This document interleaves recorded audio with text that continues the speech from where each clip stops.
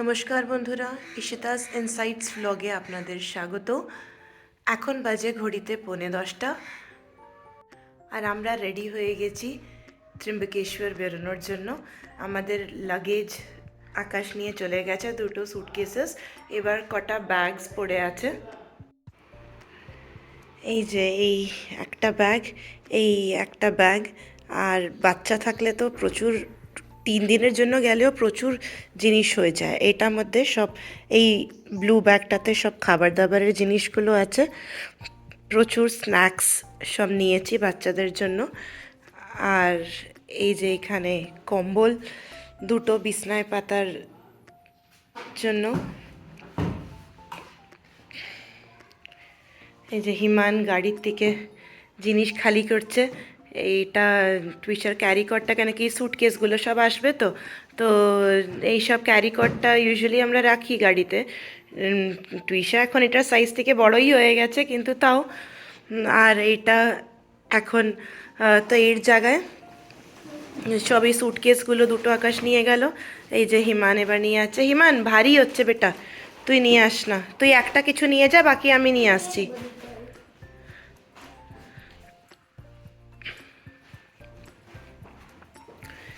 এই যে আস্তে আস্তে সব এগোচ্ছে এক একটা জিনিস রাখার জন্য।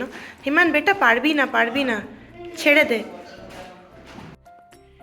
এই চাদরটা নেওয়া হয়েছে, এই যে ইনফ্লেটেবল যে বেডটা বানানো হয়েছে ওইটা কারের ভেতরে, ওইটাতে পাতার জন্য।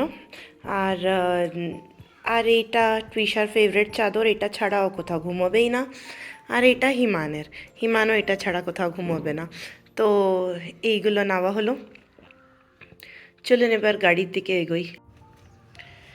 এই যে এটা হচ্ছে এই ইনফ্লেটেবল এই ম্যাট্রেসটা, এটাকে ফুলিয়ে দেওয়া হয়েছে। আর তার ছাড়া এটার সাথে 2টো ছোটো ছোটো বালিশও আসে। এটার উপরে আমরা চাদর পেতে দেবো, চাদর পেতে তাহলে বাচ্চারা আরাম করে বসে শুয়ে কমফোর্টেবলি যেতে পারবে।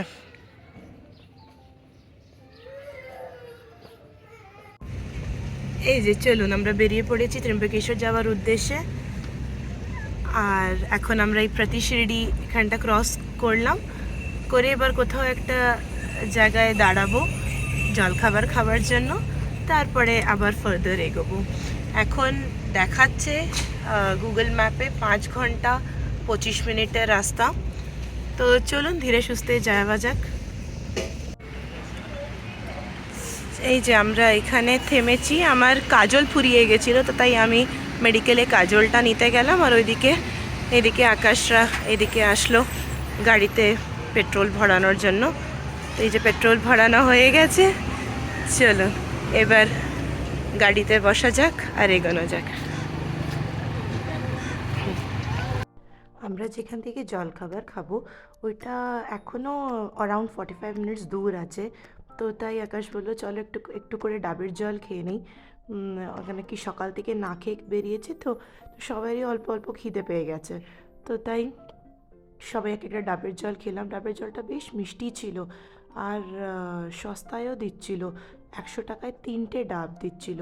আর পুরো হাইওয়েটা ধরে এই প্রত্যেক 1 কিলোমিটারেই যে এমন প্রচুর ডাব নিয়ে বসেছিল।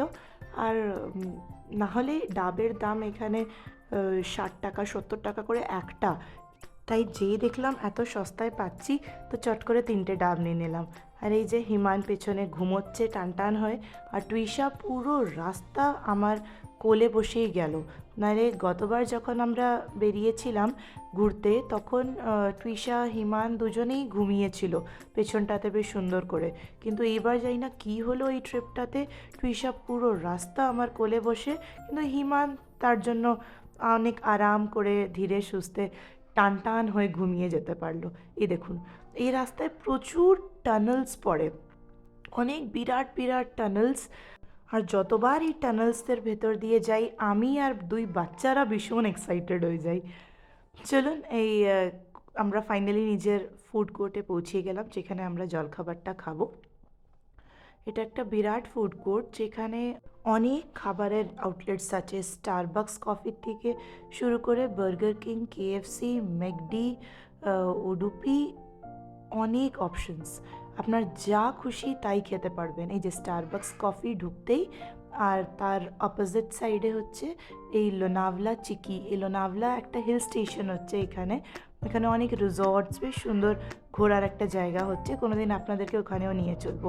তো ওখানকার চিকি, এই চিনেবাদাম আর গুড় দিয়ে একটা এটা বাদাম পাটালি বানানো হয়, ওটাকে এখানে চিকি বলে। তো ওইটা এই লোনাভলার খুব ফেমাস। এই যে আর প্রচুর টেবিল চেয়ার্স পাতা আছে এখানে। আর পুরো দেখুন, এটাকেও পুরো ক্রিসমাস থিমেই ডেকোরেট করা হয়েছে, যেহেতু আমরা নিউ ইয়ারের আগে দিয়ে এসেছি। তো এটা এখন অবধি পুরো ক্রিসমাস থিমে সমস্ত ফুড কোর্টটাও ডেকোরেটেড।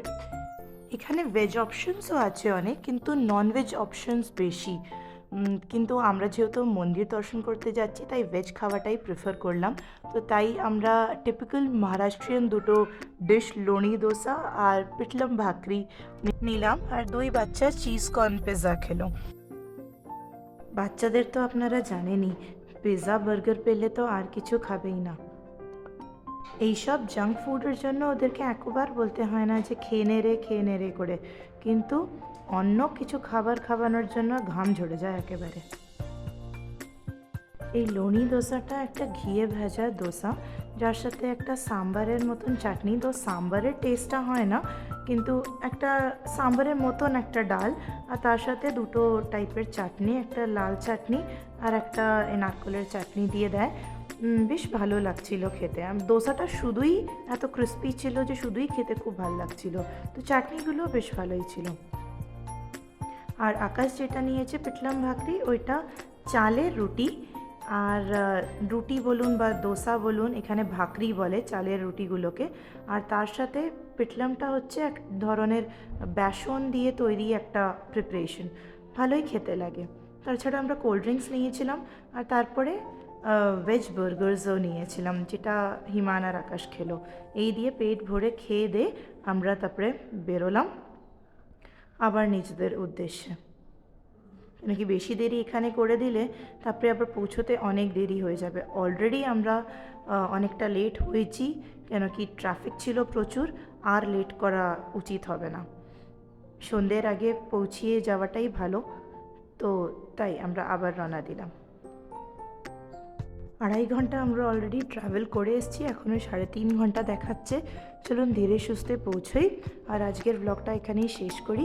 যদি আপনাদের আমার এই ত্র্যম্বকেশ্বরের ট্রাভেল ব্লগটা ভালো লেগে থাকে, তাহলে একটা লাইক, শেয়ার করবেন, একটা ছোট্ট করে কমেন্ট করে আমাকে জানাবেন, আর আমার চ্যানেলটাকে অবশ্যই সাবস্ক্রাইব করবেন।